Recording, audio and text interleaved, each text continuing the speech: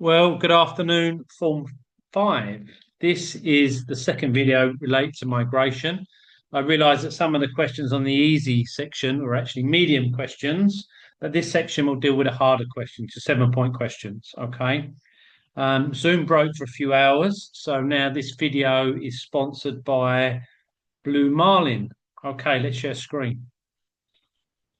If we can find the PowerPoint. Okay, so here we go. Migration, paper one, hard questions. So these, when we talk about hard questions, we're talking about the 7-point.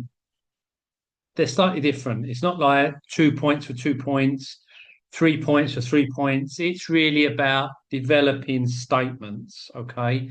If it's a 7-point question, you do not need to kind of list 7 things. You need to write an essay that has at least 3 developed statements where you explain what you mean and perhaps give examples. Okay. The question here is the following. Name an example of a country to which large numbers of people have migrated. The key word here is describe. Describe the positive and the negative impacts of this migration on the named country they have migrated to. Okay, so our command term is describe, but we also have to describe the positives and the negatives. So we have to name a country. Okay, don't name a country superficially. Say a little bit about it. Introduce your country. It's a low economic developed country. For this question, it's unlikely that it's going to be a low economic developed country because people have migrated there. That tends to be people escaping low economic developed countries to more advanced countries. That could be a medium or a higher income country. Okay. As with everything, there are pros and cons. There are positives and negatives, both to the individuals, to the places they arrive, and to the places they leave. There are more than 10 negatives and positives. You just have to find at least 3 or 4. Okay.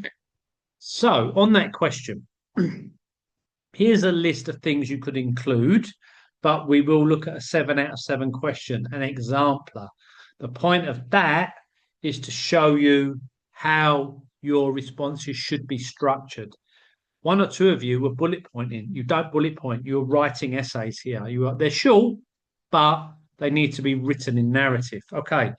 Indicative content, positive impacts of migration, large available workforce. If you think about certain countries that are growing, but everyone's old, like me and in the pub, then someone needs to flip your burgers. Someone needs to clean the toilets at the stations and do the menial work. Okay. If you can find people to do that from outside, great. Increase productivity. If I want to open a McDonald's or I win a contract to clean Liverpool Street Station, if I can't find workers, we can't grow. If we can find workers, we can grow. I can earn money, they can earn money, they will pay tax. We're all happy. And that's the same one. It increases wealth, it increases GDP. Now, my low-level workers might not be earning money, a lot of money compared to you, but compared to where they live back home in Bangladesh, for example, in the Mauritian content, they're, they're only earning terrible money, actually. They're earning $200-300 a month, but they've been able to send half of that back to a village in Bangladesh where that is life changing. If they sustain that for 10 years, they will go home to a much better situation. Okay. Governments benefit from that because everyone's taxed. Don't believe people are not taxed. Low income people do not pay income tax. Okay. But they are heavily taxed because the cigarettes, the alcohol, the junk food, or anything people buy is tax as well. Tax is just not where you're paying your salary. We pay tax everywhere. Okay, at the petrol pump. Um, Increase spending in shops and services. People need my shop next door to me here is always full of Bangladeshi workers. They're going to charge their phones. They buy their alcohol to hide their misery because there is some negative sides to being a migrant worker. Okay. Increased cultural diversity. Con Controversial, but it is quite nice. Mauritius has a history of this. It's nice in some ways, but it causes conflict in others. Okay. It can be a point of conflict. Increased birth rate. Mauritius is a middle income country with a population pyramid that looks like a high income country. Mauritians, especially the middle classes, are just not having children. And if they're having children, they're having one or two at the age of 35 or older. So productivity levels are not there. That's one of the biggest reasons for the fact that we've got such a high level of migration over the last few years. We are replacing people that are not here. Now, you could argue that that's just corporations and business owners exploiting the fact that these people are low paid and don't have many rights, as opposed to Mauritians. But I think we can all agree we need people to drive. We've seen so much development, so many new shops, so many new restaurants. People have to work in them. Okay. And if you can't find people, they don't work. Increased birth rate. Well, I'm not sure. And reduce dependency ratios. That dependency ratios is the amount of working population against those not working. And that's the young people that are in education, and that's the older people that have retired. You need that working population, let's say between 20 and 60. They need to be earning enough money and paying enough tax to keep the pensioners and the young children in free education and welfare. If that's reduced, you can't pay your debts. The dependency ratio is too high. Okay. So the command term here is describe. That's a fairly easy one. Okay. It's important to remember that each point does not equate to a mark. That's what I said. It's not 7 points for 7 marks. You could make a point and expand on it and prove it and get 3 points for that 1 point. Okay. The examiner will read your whole answer to make a decision whether your answer fits into, you know, what you've got to say. If you do not name a country or the country you choose is not appropriate, a maximum of 5 points will be awarded. You might really know your stuff, but if you talk about, the migrant workers going to Afghanistan, no, they're not. Okay. People are leaving Afghanistan. It's not the place where migrant workers go. Okay. Negative impacts. You've got to balance the two. It's asking you for both. Competition for jobs. Mauritian government saying we need these people, but there might be some low income people in low income status in Mauritius, builders, restaurant workers that feel they're being pushed out because people can employ Bangladeshis for much cheaper and get away with a lot more than they can for them. Okay. Higher unemployment. So those people might not, local people might not actually be able to find work because of migration.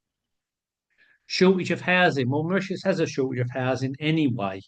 But in our situation, I think a lot of the migrant workers do tend to live in fairly poor conditions.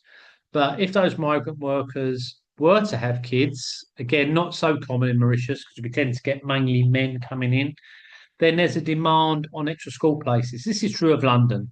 The migrants that come into London are not, forced labour, bottom of the scale, exploited, human rights denied. They come and work for minimum wage and they bring their families and they rent proper properties, come bring their wives over and they have children. They need healthcare and they need schooling, and that puts pressure on existing systems. Okay. It can also cause overcrowding. I can tell you to the fact when I left London 13 years ago, the trains from East London were overpacked. You couldn't get on them. And the majority of people on those trains were not English speaking. So if you're going to increase your population through migration, you need to invest and improve your services. Okay. It can cause cultural and social tension. You see Brexit and a lot of the nationalism that you're seeing today in places like America and Britain and Europe, and that leads to discrimination. Okay, so let's look at this example of that question. Let me remind you of the question. Name an example of a country to which large numbers of people have migrated. Describe the positive and negative impacts on this country. Here's a 7 out of 7 question. They're talking about the USA. I think had this on Cognity. Okay. The USA is one of the world's most popular destinations for migrants, with over 40 million immigrants making up around 30% of the population. Of course, remember that everyone in America is a migrant at some time. This large flow of migrants bring both positive and negative impacts. It's driven that economy. It's created that megalith economy that America is for the last 300 years. Immigration, people desperate that want to work hard, okay, and make a living, the American dream. The positive impacts include increased workforce, increased taxes. America spends a lot of money, okay? Their military alone costs more than the GDP of everywhere else in the world. Okay, 20% of the American workforce, they pay taxes on their earnings. They drive businesses, McDonald's, food sector, people that clean cars. None of this could happen without migrant workers. Okay, they also bring cultural enrichment. I lived in San Francisco, worked in New York. If you go to San Francisco, heavily Mexican. I used to go to Mexican bars and I used to eat Mexican food at local establishments. They were bringing that diversity. Okay, America is not this monolithic, monocultural place. Is diversity. In New York, you've got Italian Quarter, Chinatown. You can move around different foods. As Mauritians, you know this. Okay. A final positive impact is the increased immigration entrepreneurship. Okay, America promotes innovation, or it used to.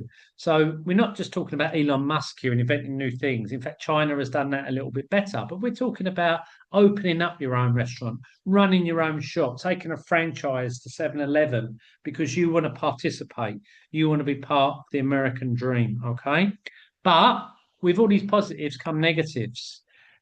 Pressure on public services. If the country and the taxes can't grow the transport and the healthcare and education sector, then it's going to have a squeeze. You can't get your kid in school. You can't get to work. You're stuck in traffic all day because the infrastructure investment has not met the education. There is illegal immigration. That's a bit of a worry because you don't know who's who. Okay, they're not paying taxes because they're not registered.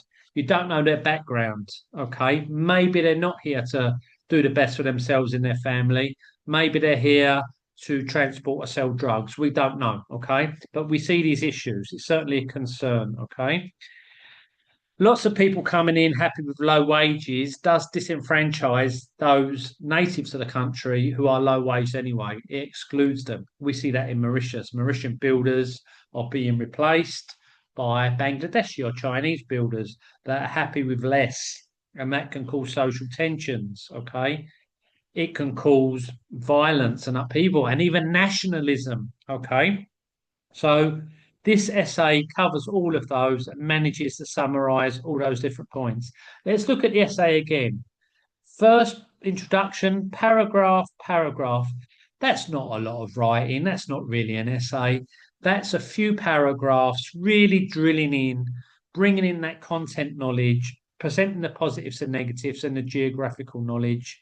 And that's enough to get you 7 points. And that's where I want you to focus. You know that knowledge through common sense thinking geographically, but you also know that knowledge through revision. So I'm going to leave that one now. And tomorrow we'll be moving on to another element of population, which will be population dynamics.